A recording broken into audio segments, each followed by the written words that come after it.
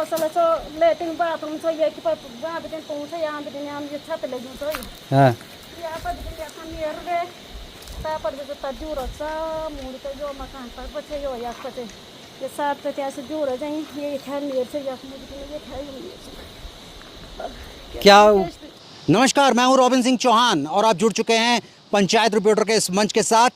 मैं इस समय रुद्रप्रयाग, उत्तराखंड के रुद्रप्रयाग ज़िले के अगस्त्यमुनि ब्लॉक के मचकंडी गांव में हूं और मेरे पीछे ये ऊपर पहाड़ में जो आप देखेंगे कि दोनों तरफ हरियाली है, लेकिन बीच में एक लैंडस्लाइड जोन बना हुआ है। इसे बने हुए लगभग 1.5 साल से ज़्यादा हो गया है और सितंबर माह में 2024 के आसपास ये पूरा लैंडस्लाइड नीचे आया। ये नीचे इस लैंडस्लाइड की जद में मचकंडी गांव आ गया।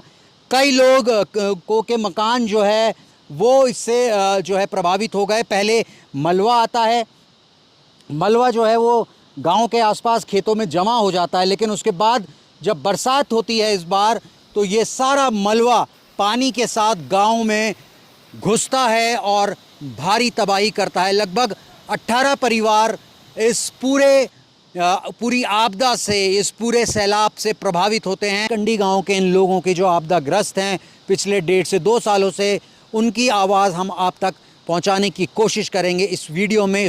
इस वीडियो को पूरा देखिएगा और समझिएगा कि जिस तरीके के बड़े बड़े दावे टीवी में, अखबारों में, बैनर्स में, पोस्टर में, सड़क किनारे लगे बड़े बड़े होर्डिंग्स में, चमकीले रंग बिरंगे होर्डिंग्स में सरकार करती है, ज़मीन पर उसकी क्या हकीकत है, इस वीडियो में आज आपको देखने को मिलेगा।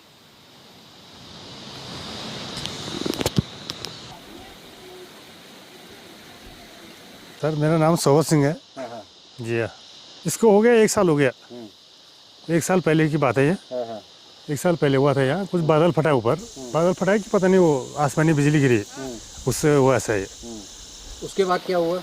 उसके बाद पूरा मटेरियल सब नीचे आ गया। बाद में वो मटेरियल तो नीचे अभी ये पिछले साल ये जमा हुआ है, ये साल ये पूरा नीचे फैल गया। इस फैलने से पूरे सबके खेत सब मकान सब बर्बाद हो गए बस। हाँ जी। फिर क्या हुआ जब ये पूरा मलबा एक जगह जमा हो गया होगा? हाँ, पिछली बार ये नीचे आके जमा हो गया था, इस साल ये पूरा फैल गया। इस साल ये पूरा सब खेत का, सब लोगों का, मकान का सब नुकसान हो गया। कैसे फैला ये बारिश हुई ना, बारिश में वो पानी वो ऊपर टॉप से आता है, वो पानी वो टॉप से पूरा पानी फिर यहाँ नीचे निकलता है पानी ज़मीन के अंदर से। वो ज़मीन से वो अंदर से पानी खिसका था, उसने पूरा नीचे खिसका के लिए पूरा सब लेके आ गया मटेरियल अपने साथ। जी हाँ। ये आपदा आई खुद तबे एज बिटिन आपदा आई भी बेजरात लो तो कुन दन के न त यो ग्वारा ए न त ग्वार उजाले न त मूर गोसा जन लोका बांज वाला सालियों पर तब तन के पर जीवन बचाए। सर सामान भी ना बर्बादी में मूल बट में थोपड़ियों को ता तक भी मौसम से बर्बाद करी न रहन बल घर न रहन घर आता है। मेरा नाम कविता है, मैं इनकी बेटी हूँ, हमारा घर है ये। पर इन लोगों को बहुत प्रॉब्लम हो रही है सर, क्योंकि गरीब आदमी है, बड़ी मुश्किल से बनाया था। क्या मालूम था कि ऊपर से ये बाढ़ आ जाएगी, तभी तो लोगों ने इतना खर्चा किया, आपने इतनी बड़ी बड़ी मकानें बनाई कि एक रहने के लिए कि हम ये खुशी का पल जी लेंगे, एक अच्छा घर बनाएंगे, एक अच्छी रिश्तेदारी बढ़ाएंगे।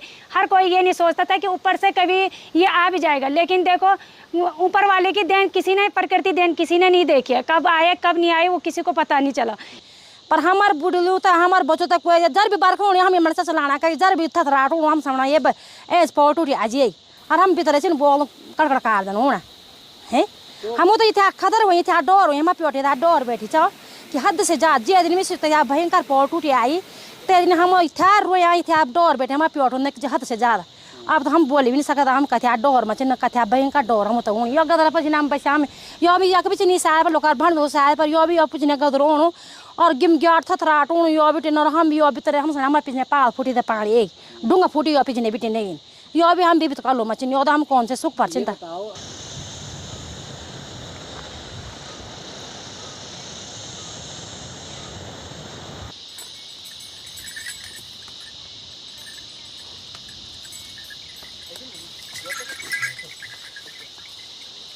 कई जो परिवार हैं, जो प्रभावित परिवार हैं, वो इस गांव के नीचे अपने पक्के मकान छोड़ के अपने पक्के मकानों को छोड़कर अब गांव के से कुछ दूरी पर गौशालाओं में रहने को मजबूर हैं।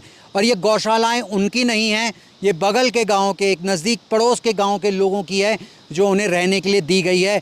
1.5 से 2 साल का समय हो गया है, लेकिन अभी तक बहुत ज़्यादा स्थितियाँ जो हैं वो बदली नहीं हैं इन लोगों के लिए। ये लोग बेहद परेशान हैं। 2 कमरों की गौशाला में, एक कमरे में उनके पशु रहते हैं और एक कमरे में 4 से 5 लोगों का परिवार रहता है।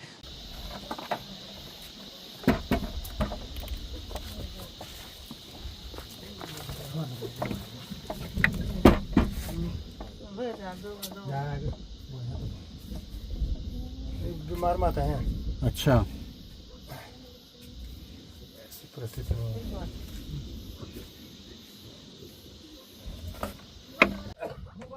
कैसी सोलर लाइट है? नहीं लाइट।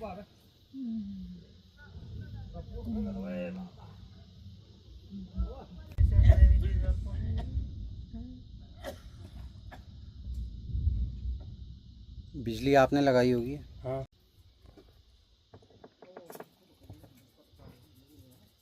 आज देखो नीचे गौशाले में रह रहे, वहीं गाय है, छोटे छोटे बच्चे हैं, वहाँ पे देखो कितनी गंदगी फैला रही है, कितना मतलब मुश्किल हो रहा है वहाँ पर रहने के लिए भी। पानी आता होगा बरसात में तो इसमें? इतने मोटे मोटे सांप निकल रहे हैं। आज का झाड़ियाँ देखो पूरे गौशाले के इधर उधर सारे जगह इतनी झाड़ियाँ हैं, वहाँ सांप आ रहे, कभी डर के मारे कोई बाहर भी नहीं आ पा रहा है। कैसे खाएंगे, कैसे पिएंगे? मैनो रजनी देवी 20 साल बड़ी नमी होचन दिक्कत ये दो दो तो बादल फटी तो नहीं साफ फूंगड़ा कूड़ा तो दबेगिन हम तो ये परेशानी वहीं से रोना कहीं कूड़ा फूंगड़ा सब दबेगिन। अब भर जो साल पर से नाम और यहाँ का लोग फूंगड़ा का नाम तन कहता पर बचा पाम हमारा आदमी यहाँ से 500 दिहाड़ी से भी दिहाड़ी मजूरी भी नहीं हम तो नहीं कह दिहाड़ी मजूरी कौन सा दिहाड़ी मजूरी ये गाँव पर ना दिहाड़ी ना मजूरी ऐसी कबारी मैं ना साल में 3-4 महीने में घर में बैठा हूँ चिन्ह वहाँ जरा से दिहाड़ी मजूरी कल के हम त्योल सावन के हम चिन चापल लोन के हम बच्चों स्कूल खर्च चलो हम इतना परेशानी में चिन्ह हद से ज़्यादा परेशानी में चिन्ह। पहले तो आप पक्के मकान में रहते थे? हाँ। अब यहाँ गौशाला में? यहाँ गौशाला में देख दिया यहाँ हमारे गाय यो हम रोमन यहाँ हमारा खान पियोण बोना चल से बेर से बढ़े थोड़ा से कि हम भीतर भी देखो भीतर कने खान बोनो कने कने हम भीतर रोन अतर में एक सब मोरा के तिरपाल ओढ़ी था मैं सुन भीतर रोन बहुत बेकार हूँ बोलो होगा यहाँ से बरसात में जब पानी उन तब तिरपाल ऐसे भी अब नहीं तिरपाल से तिरपाल डालो आप भी मकान में तन के अब दिन पार तब से का नाम सरकार हम तो न तिरपाल दो ना तो कोई टेंट दी और टेंट दी टेंट तो पिछने वो तो अभी फाटी फुट टेंट तो टेंट पे पानी जानो छ वो सरकार ने दिया? हाँ सरकार दिने छ वो पशु भी फाट्यो टेंट वही अब भी फाटी सभी सारा माना तक खिड़की खड़की चिड़ी चाहे तोड़ा ताना टूट गए तो भी खतरा उड़े कि ना वहाँ पड़ो लो हम तक लेटा लगा बैठा उन बेर। तो मचकंडी गांव में जो 18 परिवार जो प्रभावित हुए थे इस लैंडस्लाइड के बाद, जो उसका मलबा है बरसात में उनके घरों में घुस गया था और लगातार लैंडस्लाइड हो रही है इस इलाके में। और उसके बाद जो कई परिवार थे वो इस तरीके की गौशालाओं में जो छानी हैं, जो नज़दीक के एक दूसरे गांव के लोगों की जो छानियाँ जिसे स्थानीय भाषा में कहते हैं जो गौशालाएं हैं, उनमें रहने के लिए पिछले 2 साल से मजबूर हैं। आप देख सकते हैं कि ये एक तरफ गौशाला है और दूसरी तरफ उनका कमरा है और उनकी एक छोटी सी अस्थाई किचन है जिसे इस तरीके की पन्नियों से, इस तरीके के त्रिपाल से बनाया गया है। और बरसात के मौसम में जब भारी बारिश होती है एक बड़ी दिक्कत इन लोगों के सामने खड़ी हो जाती है, क्योंकि इनकी छतों से पानी टपकता है, रिसता है और वो घरों के अंदर बिस्तरों को गीला कर देता है। तमाम तरीके की दिक्कतें ख़ास तौर पर महिलाओं के सामने हैं। शौचालय इनके पास अब नहीं है क्योंकि इनका पक्का मकान हुआ करता था, उनका जो स्थायी निवास था, लेकिन वो निस्तेनाबूद हो गया है मलबे से, पत्थर गिरने से। उसके बाद वहाँ पे बरसात का पानी आया तो मलबा साथ में आया। सरकार तो क्या करे, बानाबाजी करे, 2रा साल हो गया है या इनका कोई विस्थापन की कोई प्रक्रिया का पता ही नहीं चल पा रहा है। सरकार के तो बड़े बड़े दावा हैं, अपने खर्चों के लिए सरकार 1000 करोड़ रुपये के बैनर पोस्टर छाप रही है और बड़े बड़े वादे कर रहे हैं। इन 1000 करोड़ रुपये में तो ये लोग सब विस्थापन हो सकते थे। अब ये ऐसे लोग हैं इनमें कि मतलब अब जिनके पास जो खेत खलिहान जो थे वो सब ख़त्म हो गए, अब ये नई ज़मीन में नहीं खरीद सकते हैं। इनको ये हुआ कि सरकार द्वारा जो मिलेगा वो ज़मीन में देंगे तो मकान कहाँ से बनाएंगे।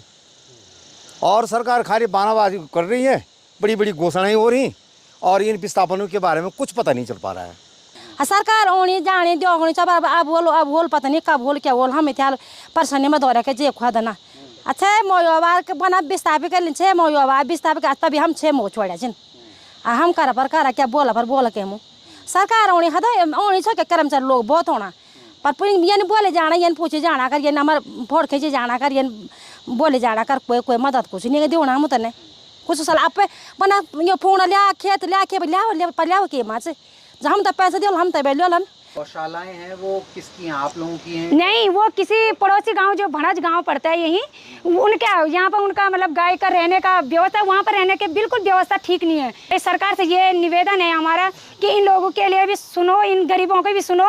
एक छोटा सा गांव है, लोग अपनी मुश्किल से अपना कर रहे हैं, अपने गुजारा कर रहे हैं, इनकी भी सुनो। यहाँ पे 2 साल हो गए, अब यहाँ 2 साल से कोई मेरे को ये लग रहा है कि कुछ भी नहीं हो रहा है यहाँ पे कि मतलब कोई शासन आज 2 साल से तो लोग कहाँ पे एक शिफ्ट हो जाते कि एक सुरक्षित जगह पे चले जाते। लोगों की जमीन ले लिया और पैसा कहाँ से देगा गरीब आदमी, ऐसे ही मर जाएगा खुद आदमी कि अपने मकान आंखों के सामने बह रही है, दूसरे का टॉर्चर ले लेंगे कि जमीन वाला उनको परेशान। इनको मेरे पापा को कितना परेशान करके रख दिया है कि कह रहे कि फोन पे फोन करे कि तू जमीन तो तूने ले लिया लेकिन तू पैसा कहाँ से देगा। अब कहाँ से देगा आदमी पैसा। सरकार ने ये बोला कि आप कहीं पे टुकड़ा देख लो अपने ज़मीन का और हम आपको मदद करेंगे, आपके मकान को मदद करेंगे हम। तो इन्होंने कहीं पर बात की होगी तो ज़मीन का टुकड़ा तो मतलब ले लिया पर पैसे वैसे कुछ नहीं दिया, क्योंकि जब सरकार देगी मदद तभी तो ये लोग कर पाएंगे। जब सरकार से कुछ मिलेगा ही नहीं तो फिर ये कहाँ से दे पाएंगे। बोल रहे खाली सरकार भी बोल रही होगी तो दे तो रही नहीं, अगर देते तो तभी तो हम बोलते कि सरकार हमारे लिए कुछ दे रहा है। खाली ये एक राशन आई थी परसों, उसमें खाली वो क्या कहते कुरकुरे मुरमुरे टाइप के थे, वो सफ़ेद वाले जो होते हैं वो पकड़ा के, कोई ऐसी राशन भी नहीं थी कि जो मतलब इन लोगों का व्यवस्थित खाना पीना, बस थोड़ा बहुत वो नॉर्मल सा था और कुछ भी नहीं था उसमें। कच्चा मकान है, छानी गौशाला है, बेसिकली इसे मकान भी नहीं कहेंगे, ये गौशाला है गाँव की। तो जो 2 कमरे हुआ करते थे गौशाला के, उसमें से एक में अब ये पूरा परिवार रहता है, 4 से 5 लोगों का परिवार है वो रहता है। इसके अलावा जो दूसरा जो कमरा है उसमें उनके जो पशु हैं, उनके डंगर हैं, उनके गाय हैं, उनकी भैंस है, वो रहती हैं। तो एक बहुत दिक्कतों का सामना पिछले 2 साल से वो कर रहे हैं। प्रशासन के लोग यहाँ आते जाते रहते हैं, फ़ोटो खींचने की औपचारिकताएं भर वो करते हैं, लेकिन इसके अलावा अभी तक इस गांव के लिए बहुत कुछ हुआ नहीं है। एक बात जो ये कही जा रही है कि 1000 करोड़ जब सरकार अपनी इमेज बिल्डिंग में अपना चेहरा चमकाने के लिए कर सकती है, तो महज लगभग 18 परिवार ये हैं, तो इनके विस्थापन के लिए यहाँ क्यों कुछ नहीं किया जाता। ख़ास तौर पर दिक्कतें उन लोगों के लिए हैं जिनकी ज़मीनें तबाह हो गई हैं इस लैंडस्लाइड में। प्रशासन उनका ये कहना है कि प्रशासन ये कह रहा है कि पहले आप ज़मीनें खरीदिए, खतौनी वाली रजिस्ट्री वाली ज़मीनें खरीदिए, तब आपको मकान बनाने का मुआवजा उसमें दिया जाएगा। और यही सिलसिला लगातार जारी है और इसी वजह से पिछले 2 सालों से गौशालाओं में रहने के लिए ये तमाम लोग मजबूर हैं। तो क्या राज्य स्तर पर कुछ ऐसी नीतियाँ, कुछ ऐसा फंड इन तमाम ऐसे कई लोगों के लिए, उत्तराखंड के ऐसे कई लोगों के लिए क्या नहीं बनाए जा सकते? ये सवाल लगातार उठ रहा है।